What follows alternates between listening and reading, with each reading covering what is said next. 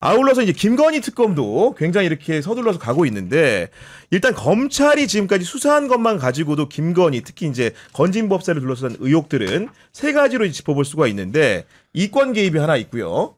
수사 무마 의혹이 하나 있고 인사청탁 의혹이 있는데 그러면서 검찰 스스로도 잠깐 조사해 보니까 전성배 건진법사는 정치 법조 브로커다 이런 자유 규정을 한다는 거 아니겠습니까 지금? 그러니까 건진과 관련해서는 지금 의혹들이 너무 많지 않습니까? 네. 그리고 이 건진법사와 관련해서 저는 검찰이 수사를 오랫동안 진행을 한 걸로 알고 있는데 네. 이게 지금 슬슬 너무 끌었다는 생각이 들거든요. 그래서 저는 이 건진법사 건도 검찰에만 온전히 맡길 수는 없다라는 생각이 들어요. 그러니까 특검이 제대로 해야겠죠. 맞아요. 네. 네, 맞습니다. 왜냐하면 본인 스스로가 그 기업 큰 기업 같은 경우에는 기도비를 3억을 준다는데 맞아요. 이 사람한테 아무 청탁 없이 3억을 주는 게 말이 됩니까? 말이 안 되잖아요. 말이 안 되죠. 그렇죠. 이런 부분들 다 이제 법률적으로 의뢰 가능할 것 같고 새롭게 제기된 의혹들 같은 경우에는 윤석열이 검찰에서 힘께나 쓰던 시절에 네. 여러 가지 사건에 개입했다는 의혹도 받고 있기 때문에 이런 부분이야말로 정말로 윤건희 부부의 부정당한 그런 권력 행사를 막을 수 있는 창구가 이번 기회이기 때문에 확실하게 수사해야 되지 않겠습니까 이게? 그러니까 그런 어떤 인연이라든가 관계가 저는 있었기 때문에 윤석열이 대통령에 당선되고 나서 취임식 때 통일교 관계자 4명 이렇게 네. 청탁 네. 했지 않습니까? 이걸 그러니까, 결혼해달라고 네. 초청을 해달라라고. 그러니까 이게 그냥 단순한 관계였으면은 그런 식의 청탁은 불가능하거든요. 아무리 그런다 하더라도 그러면 그 전에 돈독한 어떤 네트워크라든가 뭔가 관계가 그렇죠. 있었기 때문에 네. 이게 가능한 거죠. 네. 그러니까 이건 하나의 관문이었던 거예요. 제가 봤을 때.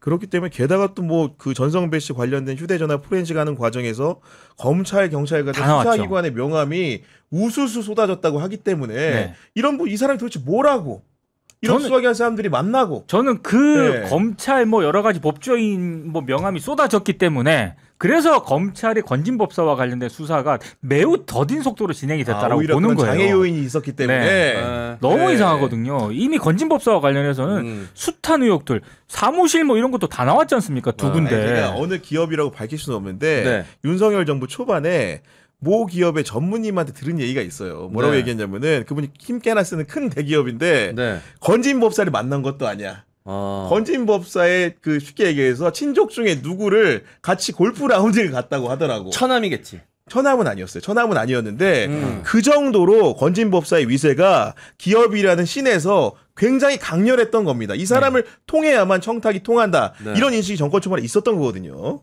그러니까 그건 뭐 처음부터 유명했죠. 대통령 되기 전부터. 네. 근데 어쨌든지 간에 뭔가 목걸이건 지갑이건 어디론가 다 사라지거든. 네. 다 잃어버리잖아. 네. 글쎄 그래가지고 여기서부터 이제 막혀 있는 건데 이거 실물을 찾아내야 돼요. 봉지욱 기자가 알고 있는 것 같아. 네. 아 그래요? 예, 뭐 방송에서 자꾸 예고편을 얘기하는데 이걸 일단 찾아내야 될 것 같고 그 다음에 그 행방을 통해 가지고 이제 이것이 유통되는 구조가 하나만 나오면은 여기서 그거 목걸이를 받고 이렇게 건네줬는데 이렇게 처리가 됐다는. 요거 하나만 나오면 나머지는 줄줄이 같이 나올 것 같거든요. 뭐 한 장소에 보관 중이라는 얘기도 썰도 있으니까. 그렇군요. 네. 한번 찾아내면 다 찾아낼 수 있죠. 알겠습니다.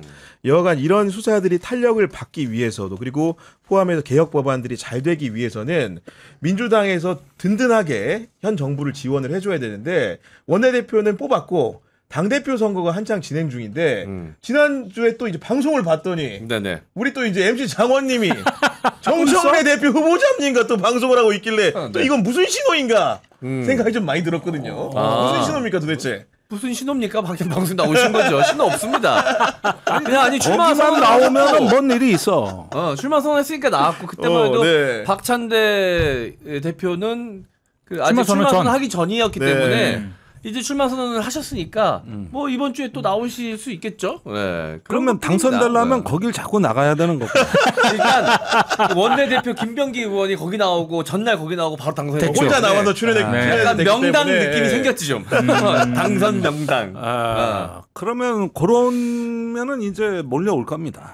예. 아니 그러니까 박찬대 이번에 그 전 원내대표죠. 이분이 대표 출마 선언을 하면서 뭐라고 표현했냐? 정청래 의원과 워낙 돈독한 관계다 보니까 그렇죠. 정청래는 스타 플레이어고 나는 플레잉 코치다 이러면서 뭔가 좀 누군가를 든든하게 이게 백업할 수 있는 사람 같은 그런 태세로 자기 PR을 좀 하고 있거든요 지금.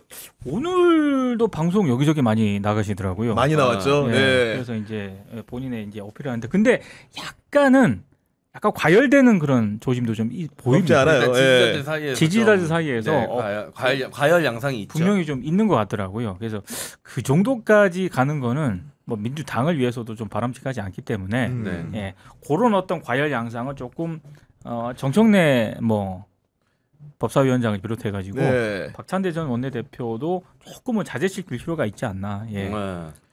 왜냐면 이 1년짜리 당대표긴 하지만 맞아요. 예. 가장 이 내란 세력 척결하고 대한민국을 개혁하는 데 있어서 가장 중요한 일을 해야 되는 1년이라는 시간이기 때문에 네. 이때 당대표를 잘하면 대권으로 간다. 이런 생각들도 뭐 있으신 그런 것 같아요. 생각도 있고 내년에 지방선거를 전국 단위 선거로 끌고 가야 되는 당대표입니다. 맞아요. 네. 이거 한번 해본 거 하고 안 해본 거 천지 차이입니다. 음. 근데 대선만 하더라도 후보자가 한 명이고 간단하다고. 뭐 선거본부만 많이 만들면 그렇지. 되는 거 아니에요? 네. 그런데 지방선거 후보자가 몇 명이냐고. 어마어마하죠. 벌써 공천 과정도 얼마나 복잡하고. 예. 그러면서 이걸 전국적인 어떤 하나의 캠페인으로 조직해 나가야 되는 여기까지 하면은 대선하고는 비교도 안 될 정도의 역량이 필요하거든요. 그래서 이런 전국 선거를 누가 이끌고 갈 것인가. 이런 점에서 일단은 좀 포인트를 보시는 것도 괜찮고 지방선거가 그 중에서 가장 어렵다. 네. 지방선거 제일 어렵다. 왜 그렇습니까? 후보자가 많으니까. 후보자가 많으니까 관리도 안 되고 일단. 아니 우선 투표용지가 몇 개입니까? 장난이 아니잖아요. 네. 그러니까 투표 시간도 제일 오래 걸리는. 그래서 이게 제일 어떤 그 여러 가지 어떤 층층이 그 관리할 게 많기 때문에 이걸 이끌어가는 리더십이 매우 중요합니다. 네. 그러면서 전국적인 캠페인을 또 만들어내야 되는 거거든요. 이런 당대표가 사실은 당대표가 각 당에 많은 것 같아도 별로 없어. 맞아요. 이런 네. 선거까지 다 이끌어본 경험이 있는 사람 별로 네. 없습니다. 그런 상황인 건데 그 박찬대 원내대표는 오늘 이제 기자들과 만나가지고도 출마 선언문을 낭독하고 질의응답도 했는데 어떤 얘기를 했냐면은 이런 얘기 하시더라고요. 일단 야당과의 정기적인 회동을 준비 중이긴 하지만은 적당한 거래를 하거나 야분하지 않겠다. 결국은 야당 편 들어준다고 쉽게 얘기해서 계약 못 해야 될 계약을 안 한 일은 없을 것이다. 이런 얘기를 강조한 걸로 보이거든요. 네. 근데 지금은 그렇게 얘기를 할 수밖에 없는 것이고 우리가 조금 이따 얘기를 할 수 있을지 모르겠지만 사실 이재명 대통령이 여야 원내 지도부를 부르지 않았습니까? 그렇죠. 그 불러가지고 이제 야당의 얘기를 들었잖아요. 네.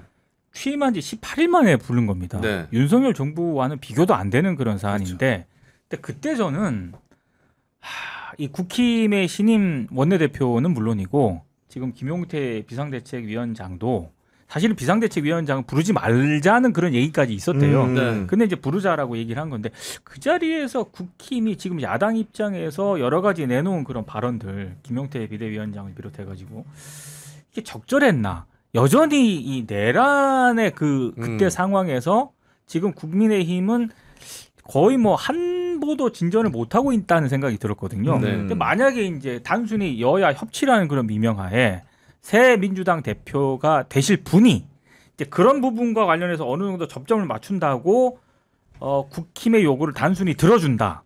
그거는 곤란하죠. 왜냐하면 여전히 지금 국민의힘은 내란과 관련해서 공식적인 사과를 저는 안 했다라고 보고 있거든요. 정당 차원에서. 정당 차원에서 한 네. 적은 저는 없다라고 보고 있습니다. 그러면은 일단 그것부터 요구를 해야 되는 게 맞는 거죠. 그 다음부터 이제 협치가 되고 뭔가 협상이 되는 것이지 아직까지 국힘은 그런 입장을 내놓은 적이 제 기준으로 봤을 때는 없어요. 예. 의원님은 이런 측면 좀 어떻게 생각하십니까? 근데 일단은 제가 보기에는 무엇을 합의를 이끌어내는 게 아니라 소통을 하기 위한 거라고 보여지는데 서로 다름을 확인하는 것도 소통입니다. 이렇게 견해가 있고 저기 전혀 생각이 다르구나. 그 자체도 하나의 소통 속에서 확인이 되는 것인데 일단은 뭐 취임 초부터 의지를 보여주었다. 이런 데서 나름대로 성의는 보였다고 생각을 하거든요. 그리고 지금 국민의힘은 사과도 안 했지만 그렇다고 해서 윤석열로 되돌아갈 수도 없는 맞아요. 아주 애매한 그러니까 무슨 똥매령 강아지 마냥 그냥 낑낑거리고 요리조리 뭘 찾아 자꾸 이제 이저 자세 잡으려고. 네. 그러다 보니까 내부에서도 정리가 안 되는 문제를 하물며 외부에서 뭘 조건을 제시해서 뭘 하기보다도 자체적으로 혁신하고 반성하지 않으면 그거는 방법이 없거든, 방법이. 그렇죠. 그런데 이렇게 시간을 좀 줘봐도 계속 회색지대에서 노니까 그건 뭐 본인들의 운명입니다. 자기 이렇게 되면 내년 선거 대비 못해요. 대선도 거의 붕괴된 상황에서 했어요, 사실은. 그래가지고 생각보다 표는 좀 나왔지만은 그건 선거도 아니었다고. 그러니까 내년 지방선거는 타격이 더 심하거든. 그렇죠. 네. 이렇게 되는데 그럴 때 반성 혁신을 통한 어떤 생존 전략을 쓸 거냐? 자기들이 결정할 문제죠. 자기들이. 그거에 따른 어떤 책임은 져야 되고. 아니 민동기 평론가 잠깐 얘기하셨는데 그 어제죠. 어제 이제 여야 지도부하고 이재명 대통령이 만났는데 결국은 이제 그 야당 제1야당 지도부가 건넨 얘기라는 것이 김민석 총리 후보자의 거취 관련돼서 굉장히 흔들었고 또 하나는 이재명 대통령이 이제 쉽게 얘기해 대통령 임기가 끝난 이후에 뭐 재판을 받으라면서 이렇게 호통을 치는 이런 상황들을 보면서 네.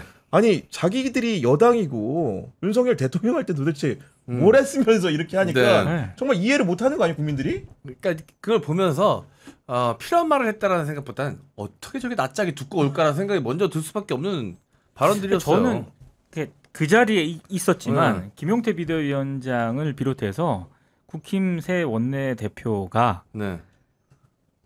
발언의 이 포커스는 네. 언론 쪽에 맞춰져 있었다라고 생각을 해요. 듣는 당사자를 상대로 한 얘기가 왜냐하면 아니고 이렇게 얘기를 네. 했을 때 많은 발언을 맞는 했잖아요. 말이다. 네. 그 중에서 언론이 딱 뽑아쓰기 좋을 만한 그렇네. 네. 그런 얘기들을 했거든요. 음. 그러니까 여전히 뭔가 소통을 한다는 그런 차원이라기보다는 언론 플레이 쪽에 너무 많이 방점이 찍혀 있어서 이게 물론 이제 모여서 대화하는 것 자체가 중요하긴 합니다만 소통은 진짜로 쉽지 않다. 여전히 내란 전에 머물러 있다. 네. 내가 말은 민동기 평론가한테 하고 있지만 그러니까 기자 들으라고 하는 그렇죠. 얘기구나. 정확한 얘기 같아 보니까. 내가 얘기하면은 구구현 기자가 써줄 거야. 뭐 이러면서. 나는 안 써주죠. 그거는 대화가 아니라 퍼포먼스예요. 맞아요. 네. 퍼포먼스고 네. 언제부턴가 우리 사회 대화가 다 그렇게 됐어요. 네. 옛날에 김대중 대통령, 노무현 대통령 때까지만 해도 뭐가 진짜 문제가 있으면 문제 당사자를 불렀다고. 그렇죠. 노동계 뭐 민주노총이면 맞아요. 민주노총 뭐 이렇게 해가지고 내가 하려고 했는데 이런 사정이 있다. 네. 여기까지는 좀 참아줄 수 없느냐. 이런 대화가 가능했어요. 그리고 그 뒤에도 뭐 여야 간에도 그런 대화가 많았고 문재인 대통령 때도 김성태 원내대표가 그 그렇네. 5당 회담 네. 때 들어왔을 때 대충 지침만 대변인한테 줘서 합의문 만들게 하고 그냥 대통령하고 자유토론하고 웃고 떠들다가 시간 다 갔어요. 내가 그 옆에 있었잖아. 그런데 그래서 예전에 김성태 의원 방송에서 만나 그때 문재인 대통령하고 자주 만나가지고 그런 거 했지 않습니까? 그러니까 맞다. 그러더라고. 그러니까 이라는 건데 언제부터인가 그런 대화가 사라지고 이제 보여주기식이 되는 거예요. 이제 이게 퍼포먼스가 되는 거야. 대화가 아니라. 심지어 대통령 행사도 그래요. 뭐 노동계를 만났다, 중소기업인들을 만났다, 농민을 만났다 그러면 대화를 해서 내가 챙긴 건 이건데 뭐 놓친 게 없냐. 또 그쪽은 어떻게 생각하냐. 이런 대화가 없어. 그냥 대통령이 말하고 저쪽에서 마이크 잡고 준비된 발언하고 끝이요. 다 퍼포먼스야. 대화란 게 전부 퍼포먼스예요. 마지막으로 저희가 설문조사 결과 하나 전해드리려고 하는데 그 4명의 후보자를 이제 선지로 드렸는데 이재명 대통령이 지명한 장관 후보자들 중에서 가장 깜짝 놀란 인사는 누구였냐 이렇게 드렸습니다. 첫 번째 선지는 김영윤 고용노동부 장관 후보자였고 두 번째는 배경훈 과기정통부 장관 후보자, 세 번째는 송미령 농식품부 장관 후보자, 네 번째는 한성숙 중기벤처부 장관 후보자였는데요. 단연 1위는 62%를 얻은 송미령 장관 후보자였다 이런 말씀드리고 두 번째로는 김영훈 장관 후보자였다 이런 얘기 드리는데 우리가 생각했던 거랑 크게 다르지 않아요. 다르지 않네요. 네, 우리 그 시청자분들의 의견이었던 것 같습니다. 네.